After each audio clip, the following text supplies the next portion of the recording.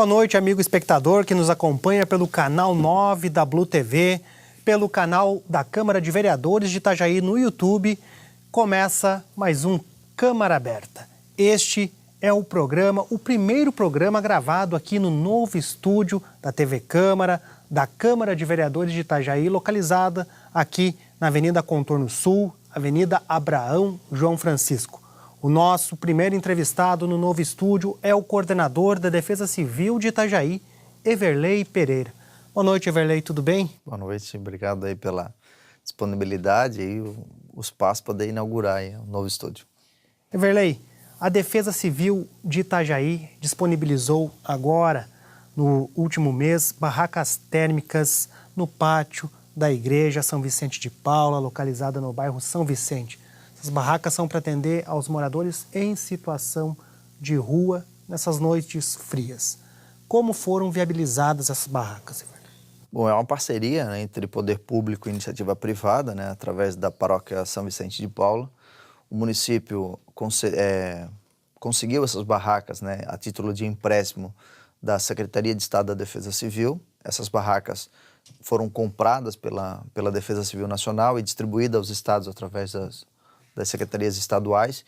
Então a gente conseguiu essas barracas a título de empréstimo e fizemos a colocação no pátio da igreja, né? Toda a parte operacional do trabalho, a gestão propriamente do local, ela é feita pela paróquia, né? Essa é uma ação complementar às ações que o município já desenvolve, uma vez que o município dispõe de uma casa de passagem que pode fazer esse abrigamento, e nas noites frias a gente intensifica o trabalho de rua, né, através do POM, para conduzir essas pessoas à casa de passagem. E agora essas barracas aí são mais um ponto de apoio também para aquelas pessoas em situação de rua. Quantas pessoas vocês têm atendido por noite lá nas barracas térmicas? Olha, em média, nós temos ali uma capacidade de atender até 30 pessoas, né? Mas em média a gente está tendo aí entre 20 e 22 pessoas estão procurando o serviço naquele local, né? Na Casa Abrigo nós temos mais aí em torno de 20 pessoas também que por noite transitam lá. Como é realizado o acolhimento lá? Para quem chega, tem horário para chegar? O que é oferecido? Como é que é essa situação? Assim como em abrigamento provisório, há todo um regramento até da questão de convivência, né? É preciso estabelecer algumas regras de convivência para que se consiga fazer a gestão do local, né? Então, a primeira questão é a questão de horário, né? As barracas, elas são abertas às 19 horas. Essas pessoas, elas são acolhidas por grupos ligados à Igreja Católica, que fazem o acolhimento dessas pessoas, oferecem uma janta noturna, que geralmente é uma sopa, né, até pela questão de preparo para facilitar o trabalho. Então elas recebem essa sopa para se alimentar, tem um local adequado que elas podem tomar banho, podem ir ao banheiro, né, e aí tem um local para que elas possam pernoitar à noite, até para se proteger do frio. Às 7 horas da manhã, então, é feito o café da manhã para essas pessoas, e aí essas barracas são novamente fechadas e reabertas novamente às 19 horas. É disponibilizado um kit com colchão, cobertores? Geralmente os moradores em situação de rua, eles possuem algumas cobertas próprias, mas mesmo assim a Defesa Civil disponibilizou colchões, cobertores, travesseiros, lençol, fronha, né? O kit de abrigamento propriamente dito está à disposição dessas pessoas, né? Então foi colocado lá no local, e o intuito realmente é tentar dar um pouco mais de conforto a essas pessoas para que a gente não tenha aí, principalmente, vítimas fatais por conta das baixas temperaturas. Situação de rua, a gente não precisa entender apenas a pessoa que mora algum tempo na rua, porque tem gente que vem também de outros estados, outros municípios em busca de emprego, de uma situação melhor de vida e acaba temporariamente ficando na rua e aí acaba enfrentando dificuldades quando a noite está muito gelada, é isso? São várias histórias, né? Cada um com um drama, digamos assim, pessoal a se viver, né? Tem aqueles que têm família e preferem não ir para casa em função do consumo de álcool ou de drogas, né? Tem aqueles que estão transitando de uma cidade para outra por questões de ideologia propriamente dita, estilo de vida.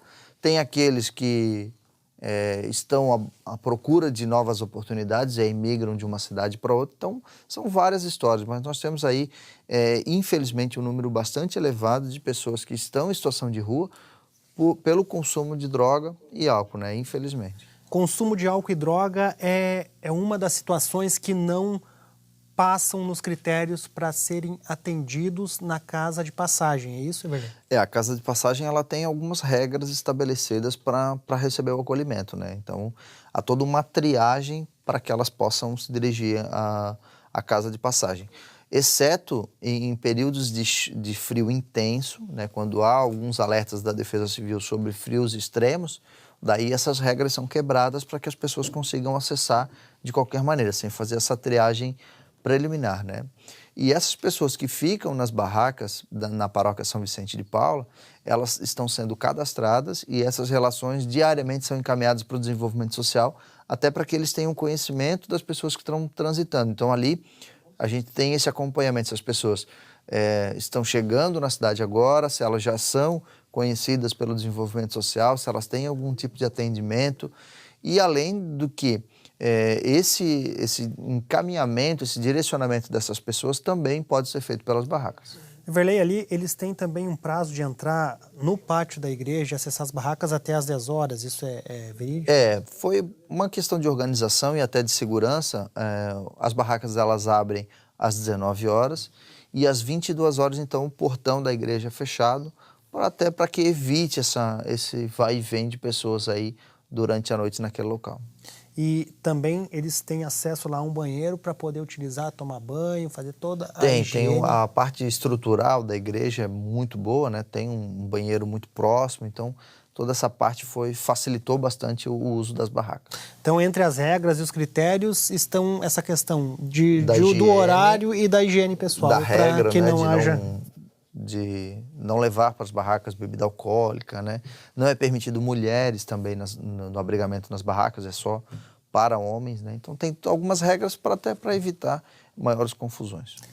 Com relação aos voluntários que vão lá preparar um alimento, levar doações, como é que está essa situação? Vocês da Defesa Civil têm conversado com as pessoas, tanto com os acolhidos lá, quanto quem vai de voluntário? A gestão ela é feita pela própria igreja, né? Eles têm vários grupos já cadastrados e que se propuseram a fazer essa ação. É bom lembrar que a igreja procurou a Defesa Civil para colocar mais esse acolhimento. Foi uma iniciativa que partiu da igreja. De uma organização da sociedade. Então, por isso, essa gestão é toda feita interna pela própria igreja.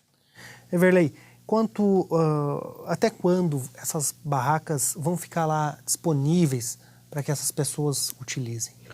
Olha, nesse primeiro planejamento que se fez, estabeleceu alguns critérios de utilização, se estabeleceu até dia 31 de agosto, até o final do mês de agosto, para que ela pudesse ser utilizada. Ela pode ser tanto prorrogada quanto antecipada, dependendo das condições climáticas.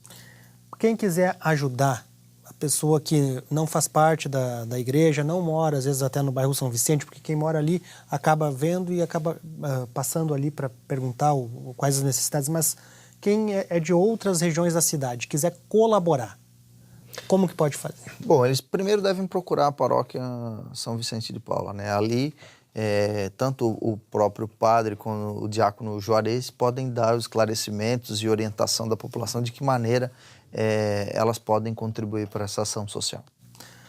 A Defesa Civil, Everley, tem participado junto com as equipes de apoio nas abordagens sociais, quando essas noites que foram muito frias, muito além até do que a população de Itajaí está acostumada, a Defesa Civil participa desse trabalho? A Defesa Civil ela tem o papel de articulação, né? Sempre que há alertas meteorológicos que possam levar algum tipo de risco à população, seja ele qual for, né, é um papel da Defesa Civil articular para que os órgãos que têm a atribuição fim, né, ou seja, que são responsáveis direto pela ação, executem tarefas a mais. Então, o nosso trabalho nessa questão é orientar o desenvolvimento social a respeito dos períodos de maior incidência do frio, que podem causar vítimas fatais, se não forem bem gerenciados. E aí em alguns casos, a gente acabou participando operacionalmente em função de questões administrativas, né? Nós tivemos uma redução na questão do pagamento de horas extras e aí dificultou a questão dos horários estendidos, sábados e domingos. Por isso a Defesa Civil, por ter plantão permanente em escala normal, não ser uma escala extraordinária, acabou se colocando à disposição com seus veículos para fazer o trabalho junto com as pessoas do desenvolvimento social. Vanderlei, você falou em alerta de temperaturas baixas. Há expectativas para o inverno de 2016 de que tenhamos novas temperaturas próximas a 0 grau ou até inferiores? Nós temos a gente vive num período climatológico de neutralidade, né? Ou seja, nós já temos o efeito El Niño, que tanto intensificou a chuva no sul do Brasil, ele já perdeu força e a gente caminha agora para um período de neutralidade. Então, há os indicativos trimestrais que indicam que a temperatura nós teremos um inverno com cara de inverno, né? Ou seja, com temperaturas baixas para a região, para a época do ano, mas nada muito fora da média climatológica. Se o frio persistir, as barracas podem acabar ficando além do dia 31 de agosto? Podem. Como eu comentei, há uma previsão inicial para que elas fiquem até o final de agosto, mas isso pode ser postergado em função dos alertas meteorológicos. E novas barracas pode acontecer? A Defesa Civil de Itajaí tem mais de 2 barracas, porque lá são 2. Mas... A Defesa Civil de Itajaí não dispõe de mais unidades, mas a Defesa Civil do Estado, ela dispõe de várias unidades, né? No Batalhão do Exército em Blumenau existem 60 unidades dessa à disposição. Então, seria possível. Não vejo, nesse momento, necessidade para isso, né? Uma vez que nós temos ainda vagas, tanto na casa de passagem quanto nas barracas. Então, não vejo essa necessidade imediata. Mas, se fosse necessário, poderia ser aberto sem problemas.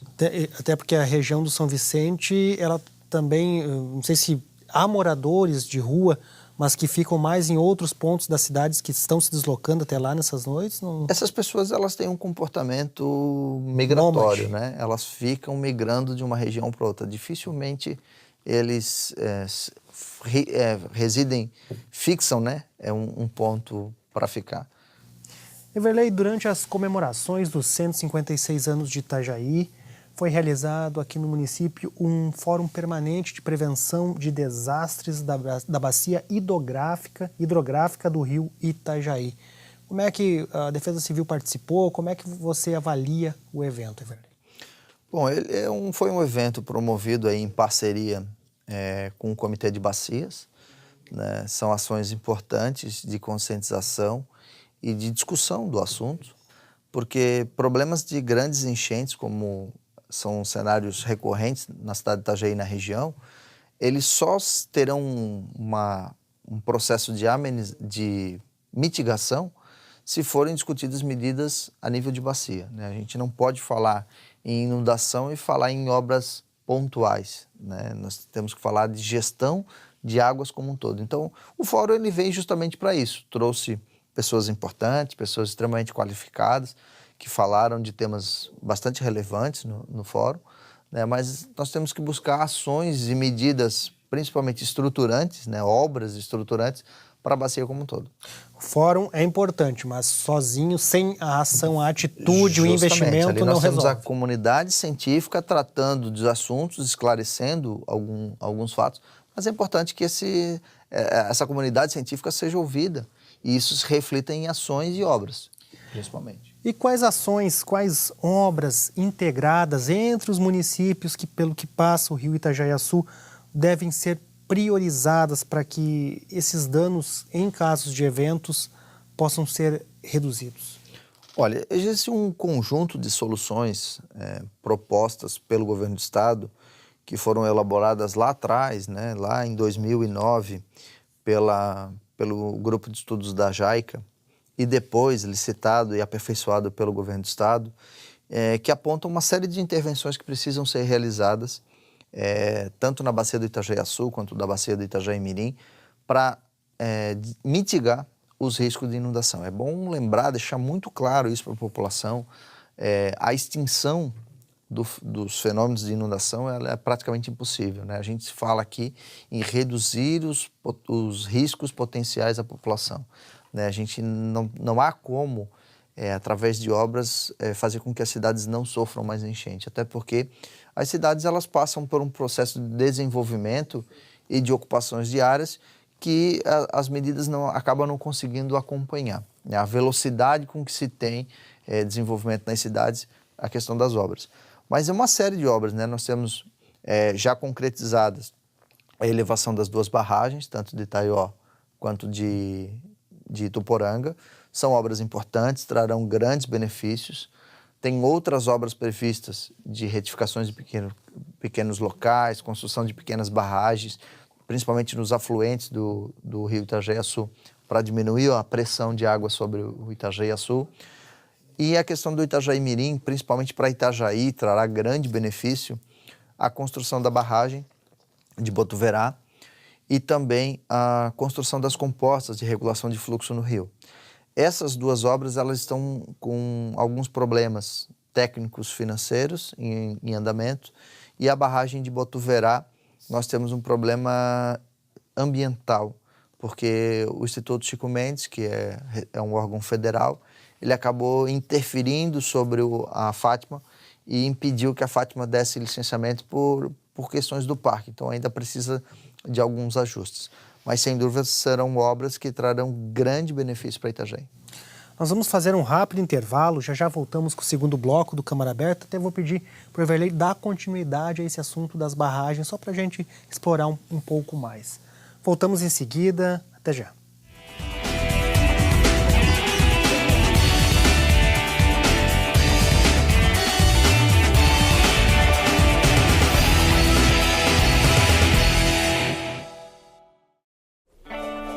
Repolitizar é a nossa nova maneira de fazer política. A Câmara de Vereadores de Itajaí definiu medidas sérias nessa atual gestão. Com o Plano Câmara Sustentável, houve uma reforma administrativa e tivemos uma melhor gestão de recursos. Isso rendeu economia de 30% na verba anual da Câmara e foram devolvidos mais de 10 milhões de reais para a Prefeitura. Isso mostra uma gestão eficiente, comprometida e com resultados consistentes. Venha com a gente repolitizar.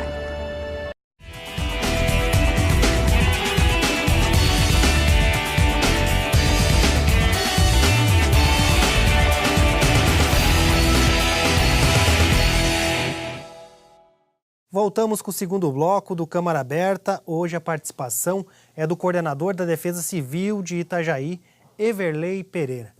Bom, Everley, a gente estava falando a respeito das barragens aqui de Itaió, Tuporanga, que vão acabar refletindo no município de Itajaí. Mas você falou que ainda há uma expectativa de conclusão e até de retomada das obras por questões técnico-financeiras. Mas está faltando dinheiro ou está faltando licença ambiental, como você falou, mas o que mais que está faltando dessa parte técnica? Não, é que, justamente, na questão da barragem de Botuverá, que vai ser uma barragem que vai influenciar principalmente Brusque e Itajaí, o problema é a localização da barragem, né?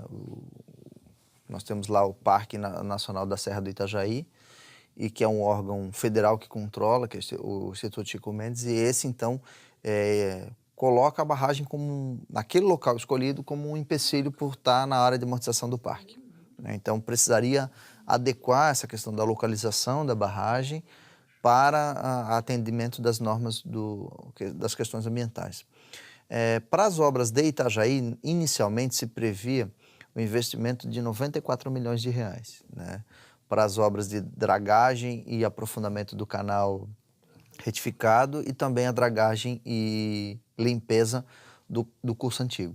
Além da construção de 2 compostas de regulação de fluxo no curso antigo.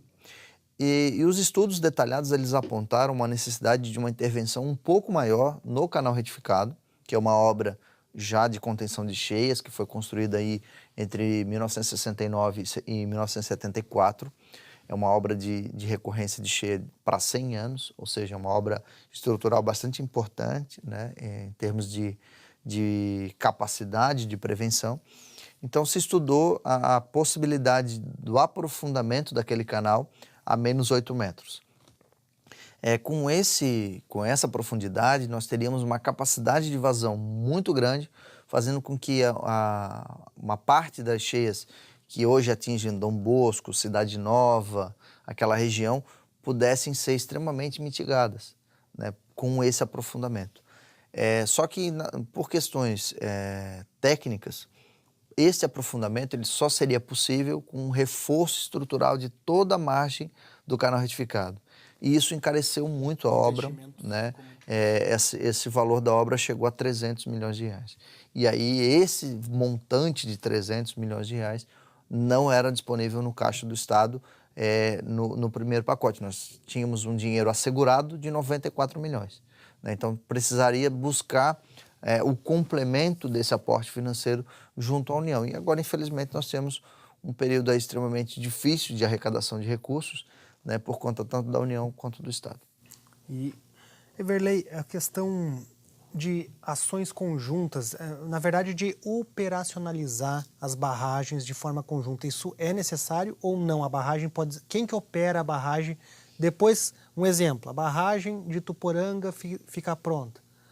Quem que vai operar? De Botuverá, desculpa. Quem que opera? Como é que é decidido se abre as comportas ou não?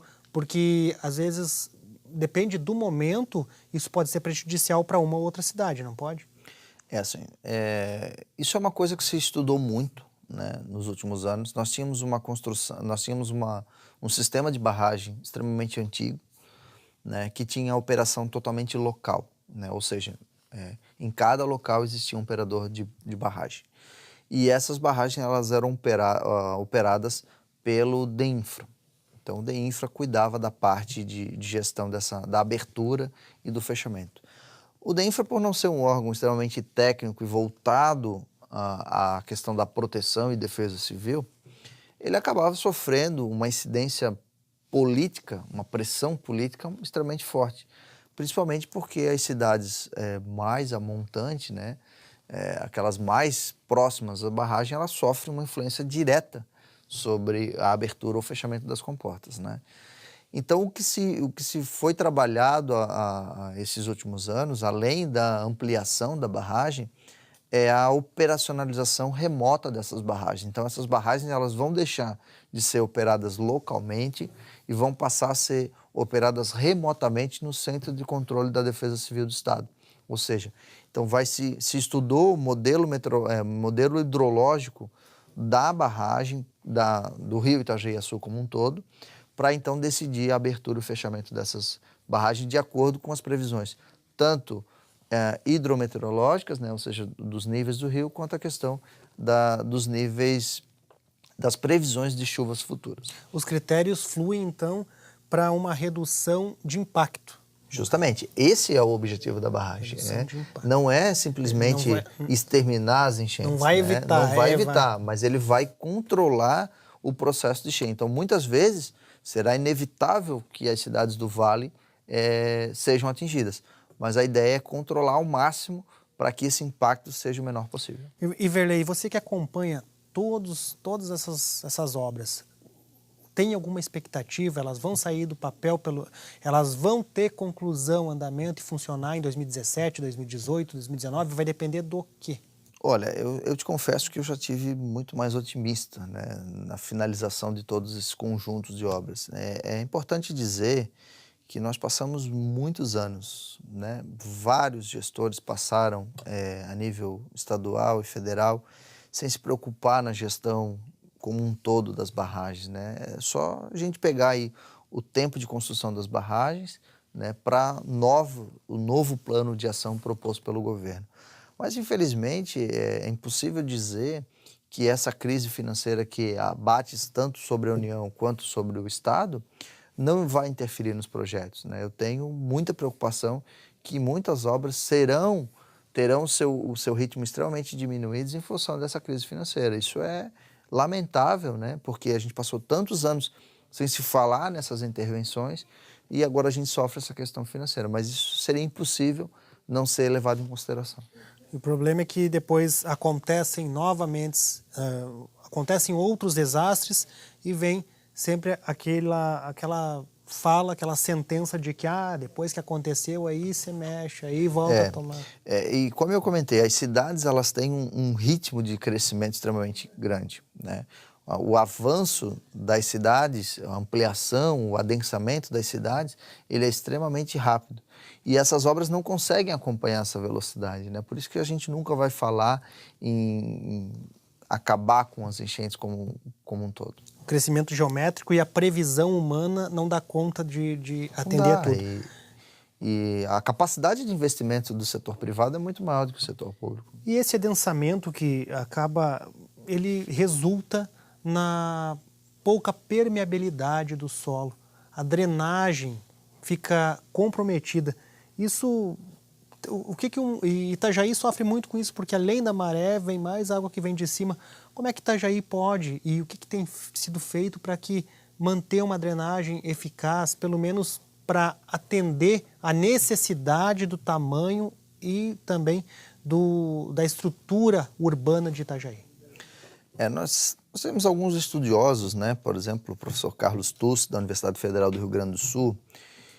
Ele tem alguns artigos publicados que falam que uma rua pavimentada, né? Ou seja, uma rua impermeabilizada, ela acelera em 7 vezes a chegada das águas da chuva, das águas pluviais, ao corpo hídrico, né? Ao rio.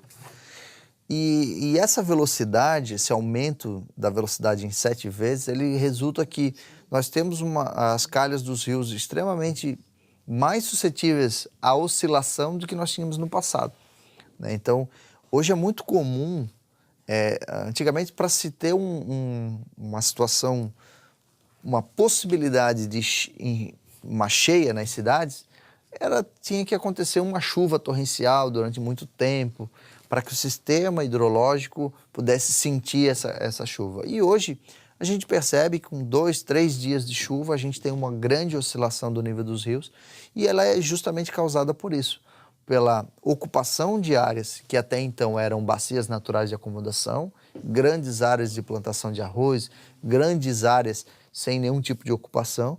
Hoje são locais são loteamentos, são ruas asfaltadas, né? Então essa diminuição dessas áreas de amortização, elas fazem com que esse rio sofra cada vez mais com a chegada da água da chuva. Itajaí tem investido, né, em grandes obras de macrodrenagem, né? Nós ampliamos a capacidade de escoamento superficial muitas vezes em vários pontos da cidade. Só que Itajaí trabalha com 2 fatores que são contra esse projeto de capacidade de absorção de chuva.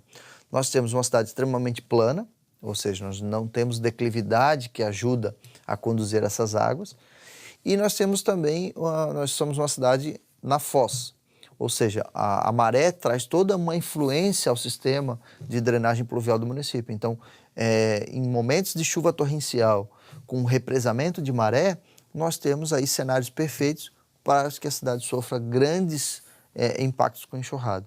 Então, isso, infelizmente, são coisas que nós não temos como gerenciar, né? Não são coisas, não são apenas obras que vão resolver todos os problemas, são algumas questões da natureza que nós não temos como intervir.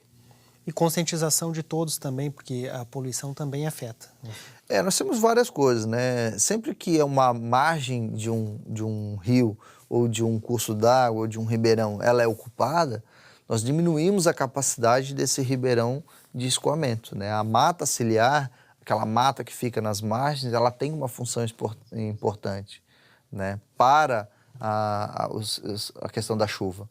Então, sempre que a gente avança sobre essas áreas, a gente acaba contribuindo negativamente para os processos de enxurrada.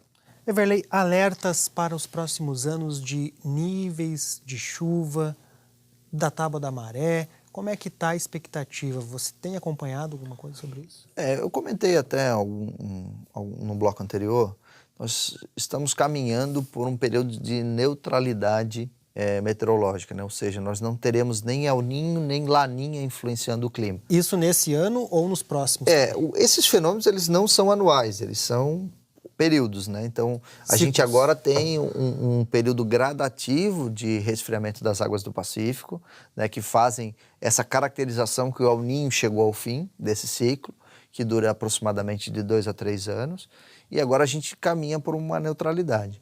Então, as chuvas, essas previsões trimestrais, elas servem para várias coisas, né? Mas não necessariamente para prever desastres naturais, né? Esses desastres naturais, eles têm que ser previstos em previsão de curtíssimo prazo, ou seja, essas que medem 3, 4 dias à frente só. A gente não consegue fazer uma previsão muito longa relacionada a desastres naturais. Mesmo sofrendo um período de neutralidade, nós não estamos imunes de um processo de cheia. É muito complicado se falar isso, né? Mas a gente vive, por isso o acompanhamento diário das condições de clima é extremamente importante. E hoje nós temos isso extremamente difundido. Todas as emissoras de televisão, de rádio, de internet divulgam diariamente previsão do tempo, previsão de tempo severo. A própria Defesa Civil avançou, o nosso Instituto Estadual de Previsão do Tempo, o CIRAM-EPAGRE, emite diariamente boletins nas redes sociais, né? Então, a população hoje tem muito acesso à informação, né? Dificilmente uma pessoa não sabe do que está acontecendo, né? Diferente lá de 1983, 1984, quando o Vale sofreu grandes enchentes, que a única informação que se tinha era através de rádio amador, né? Hoje em dia isso já é bem mais comum. Everley, outra situação preocupante que a Defesa Civil está sempre trabalhando na divulgação para os cuidados é com relação aos morros e encostas. Itajaí tem muitas habitações ainda nas encostas e nos morros. Quais os riscos disso e o que deve ser feito para que se evite tragédias?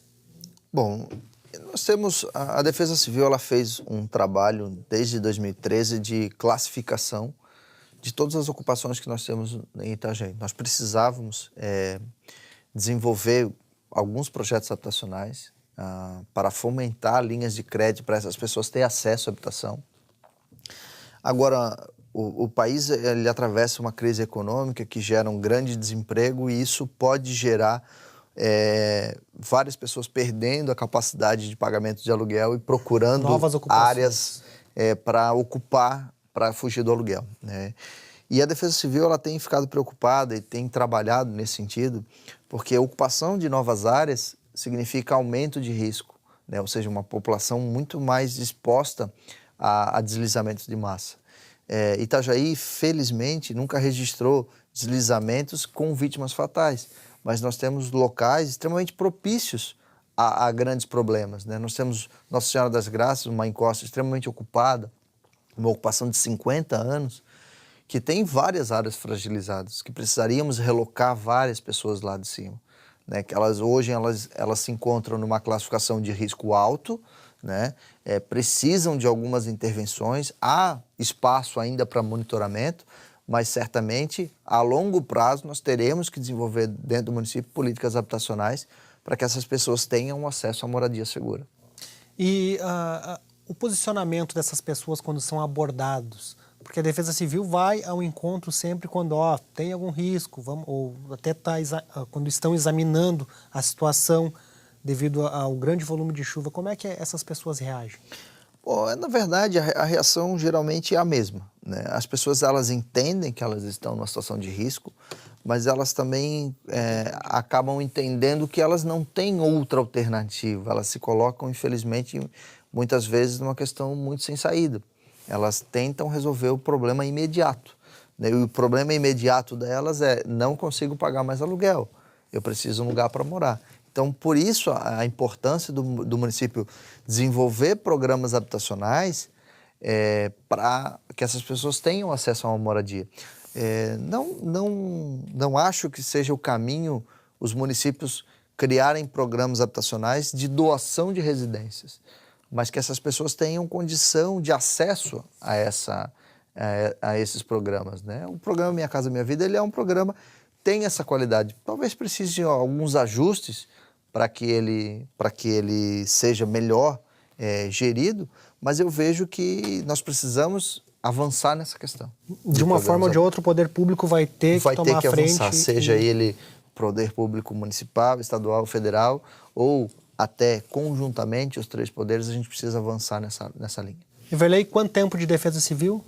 À frente da Defesa Civil, 6 anos. 6 anos de trabalho. É um trabalho que já tem uma história e que teve muitos avanços, porque hoje a Defesa Civil de Itajaí é referência em todo o estado, não é? Nós já conseguimos assim avançar em alguns pontos, né? Tivemos alguns reconhecimentos, já fomos convidados para vários eventos, tanto promovidos pelo Banco Mundial como pela própria ONU. Tivemos um trabalho desenvolvido no município pela Unesco e recentemente a Defesa Civil ganhou a medalha de mérito Colombo Salles da Defesa Civil Estadual como reconhecimento pelas ações que vem desenvolvido aí. Fruto aí dessa equipe. Que tudo isso tenha continuidade independente da gestão municipal que vier nos próximos anos. Obrigado pela participação aqui no novo cenário da TV Câmara e um excelente trabalho para vocês. Eu que agradeço aí o espaço e a oportunidade. Estamos aí para sempre levar informação à população. Obrigado. E o Câmara Aberta de hoje fica por aqui. Para todos, uma boa noite e até a próxima.